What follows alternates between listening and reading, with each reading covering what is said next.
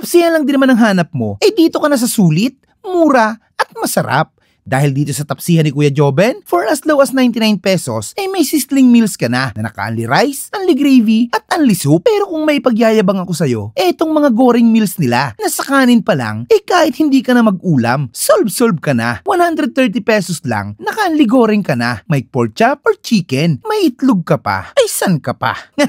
Meron din pala sila ditong dalawang ulam, only fried rice na rin, bilao, at napakadami pang iba. Natikman mo na ba?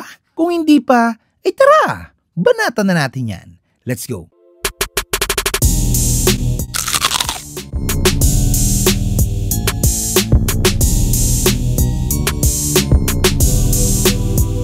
Ako po si Joben Rivera, ang owner po ng Tapsihan ni Kuya Joben. Ang mga in-offer po namin dito ay pinagmamalaki namin na goring meals, top gorlog, lugaw, sizzling meals, pansit, mga pasta, at mga bilao meals po. Bali, nag-start po yung Tapsilugan namin.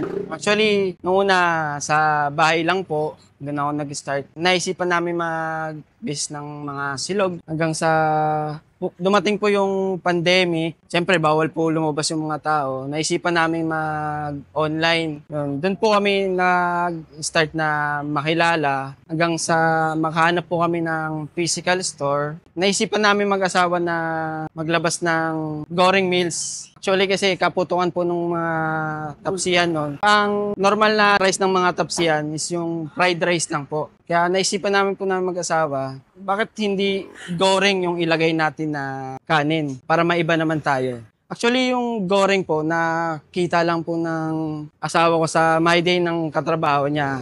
Nasubukan pong gayahin. Ginawan po namin ng sariling version namin. Tapos yun, nung natikman namin na, okay ito ba't di natin ilagay sa mga tapsilog natin? Ito yung gagawin natin kanin. Iniibitahan ko po kayo na tikman ang aming pinagmamalaki na goring rice. Punta na po kayo dito sa 2300 Siquia Street, Santa Ana, Manila. Ang operating hours po namin, 24 hours. At ay mga kabangers, nandito tayo ngayon sa tapsihan ni Kuya Joben dito sa Siquia Street, Corner Middle. Ayan, napadayo tayo dito dahil dito sa goring, tsaka itong pork chop. 130 pesos, unlimited na to, may kasama niyang isang itlog. Ayan, solid. Meron din tayo ditong dalawang ulam.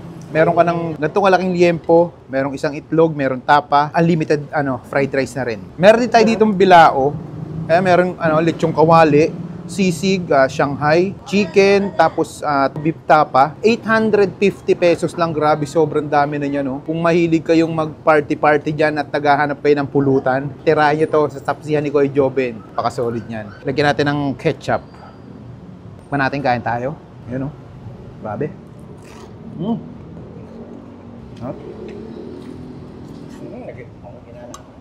Grabe. Kaya ito, isipin mo unlimited na ganito na.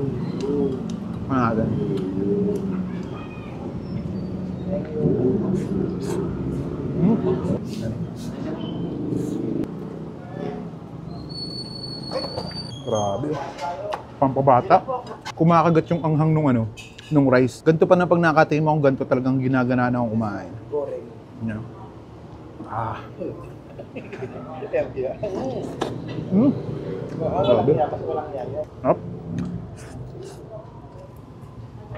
Siguro itong binabalik-balikan dito. Solid, panalo, sarap. Yung dalawang ulam nila, may tapa, liempo, unlimited fried rice. Sulit na rin to, tingnan natin. Mas gusto ko yung ganitong rice.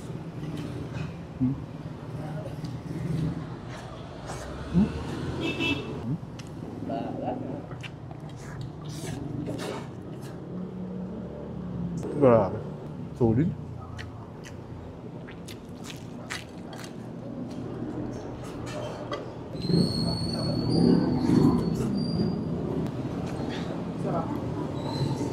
Up. Solid na.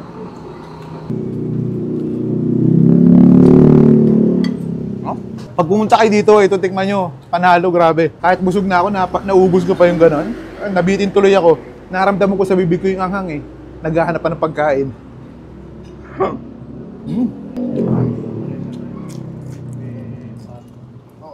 Tikman natin yung Shanghai nila. Malaman na rin na malaman. 850 pesos ganitong kadami. Malasa. Ay, imbitahan nyo na dito sa tapsihan ni Kuya Joben. Napaka-solid dito mga lods. Panalo.